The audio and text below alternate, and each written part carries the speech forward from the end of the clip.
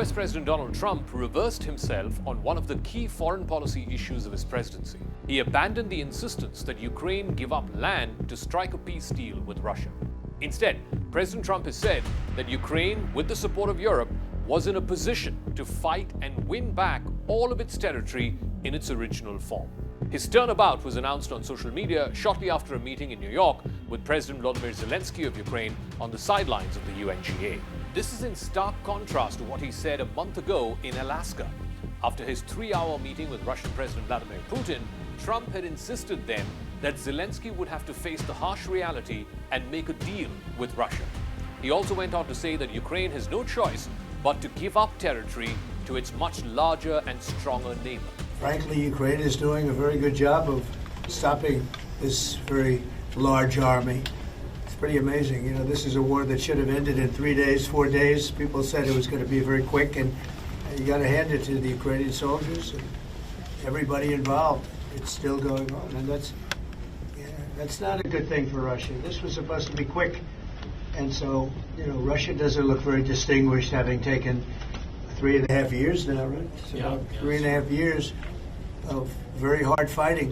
Trump provided no rationale for this stunning turnaround, though several European officials who were also meeting him at the UNGA, they suspect that by distancing himself from the war, the US president was simply washing his hands off this conflict.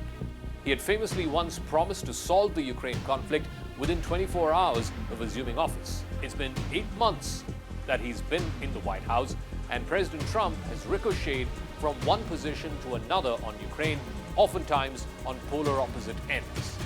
In February, he slammed Zelensky for insisting on American aid. In fact, he yelled at him at the Oval Office, screaming out, "You don't have the cards." That interaction, of course, went viral. You don't have the cards right now. With us, you start having cards. Right now, you don't have. You're playing cards. You're playing cards. You're gambling with the lives of millions of people. You're gambling with World War III. In Alaska last month, President Trump had taken a similar position, even promising to meet with both leaders of Ukraine and Russia and to hammer out an agreement together with these two countries. He had rejected the idea of pressurizing Putin to agree for a ceasefire. In Alaska, Trump had declared that instead of a ceasefire, a full peace accord would be more permanent. Trump was even in discussions with his European allies about creating some kind of a post-war security peacekeeping force in Ukraine.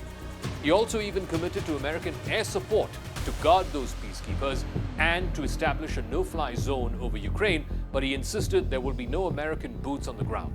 But now, a month later, he's clearly frustrated with Putin. Putin has embarrassed Trump by never really being serious about executing on the commitments made at the peace negotiations in Alaska, and now realizing that, Trump is changing tack.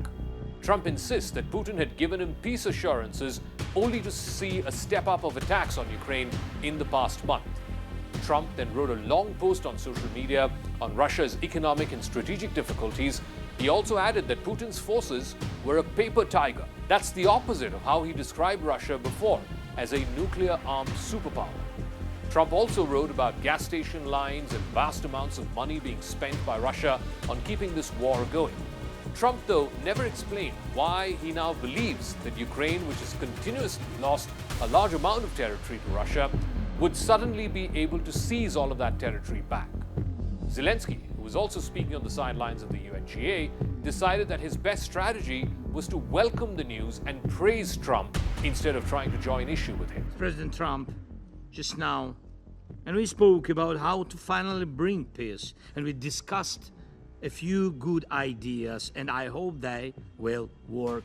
And I'm grateful for this meeting, and we expect America's actions to push Russia toward peace. Moscow fears America and always pays attention to it. Well, it may be many months before it's clear whether Trump's declaration amounts to a game changer for Ukraine, and really, will it help Ukraine or will it help Russia in this brutal and bloody conflict which has been going on for 3.5 years? Trump also said on Tuesday that NATO countries had the right to shoot down any Russian military aircraft that enters their airspace. In Estonia last week, Russian fighter jets spent over a dozen minutes over that tiny country's airspace. And just days before that, Russian drones flew deep into Poland and they were shot down by NATO fighter jets. Russia said that those drones had mistakenly been flown in from Belarus. But it was clear that Putin was pushing to check NATO's red lines and also to check NATO's defensiveness. Trump also said that the real reason for the prolonged war in Ukraine were actually China and India continuing to buy Russian oil. He also chided European powers, asking them to stop buying Russian oil and gas, something he said was akin to Europe helping the Russian war machine attack itself. China and India are the primary funders of the ongoing war by continuing to purchase Russian oil. But inexcusably, even NATO countries have not cut off much Russian energy and Russian energy products, which, as you know, I found out about 2 weeks ago, and I wasn't happy. Think of it. They're funding the war against themselves. Who the hell ever heard of that one? One of the great unknowns now is how Putin will react to Trump's shift. He had clearly calculated after the Alaska meeting that the American president had no stomach for a continued and prolonged conflict, and he has no interest in continuing to donate billions of dollars of weapons and non-military aid to the Ukrainian cause. Putin was also clear that Trump had no interest in letting American soldiers join a NATO peacekeeping force. And now, all of that comes undone, and Putin has to go back to the drawing board.